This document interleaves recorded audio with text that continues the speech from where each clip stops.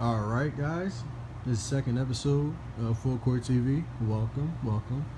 I really hope you guys enjoyed the first episode. Leave your comments below. Let me know your thoughts. And let's get to it. So, here we are, discussing the rebuild of the Chicago Bulls. Seems like a lot of teams are rebuilding nowadays, you know? All the more reason for Jimmy Butler to leave to a better team, don't you think? Which team fits for him?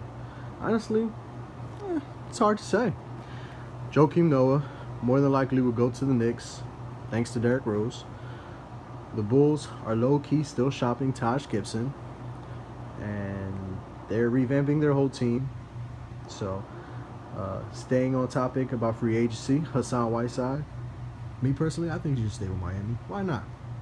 It works out for both parties. With the absence of Chris Bosh, he's more likely going to retire. He can easily be a top 5 center. The Heat as a team averaged 7 blocks per game, and 4 of them came from Whiteside alone, as well as 14 points and 11 rebounds. This guy has huge upside and a lot of confidence. And I hope he doesn't chase money to be on a crappy team, because that would be terrible. Only problem is he's already 27. And it's not a major problem, but most players enter their prime at that age. So we'll see what happens.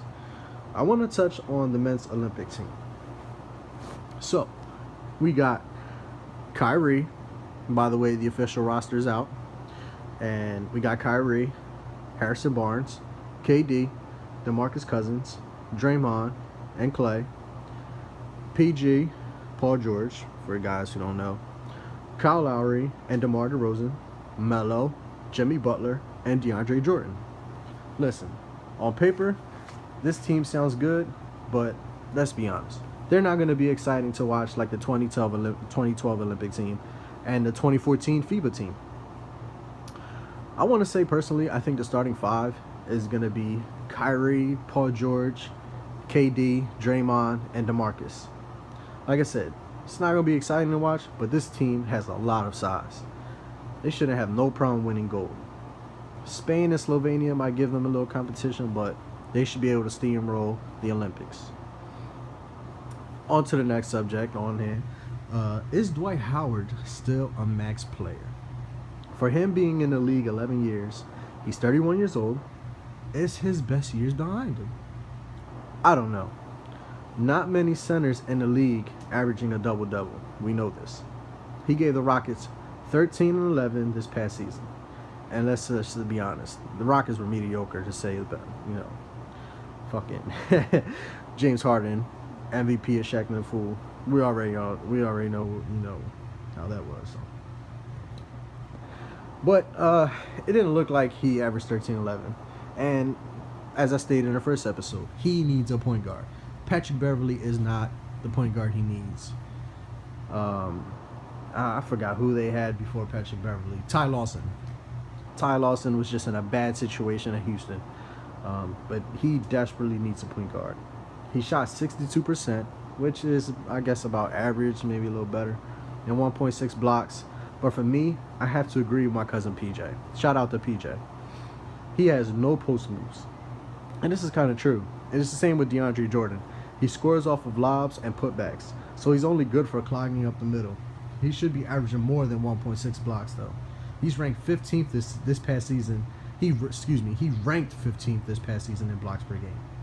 Isn't he known for his defense? Where did his defense go? I have no idea. For my opinion, he is not a max player, and that's my conclusion. So, the draft actually wasn't that bad. A lot of European players, I must say, but chances are we're not going to see many of them. My favorite pick had to be Buddy Hield. I was very high on him throughout college, even though he got trashed in the tournament. But very, very high on Buddy Hield.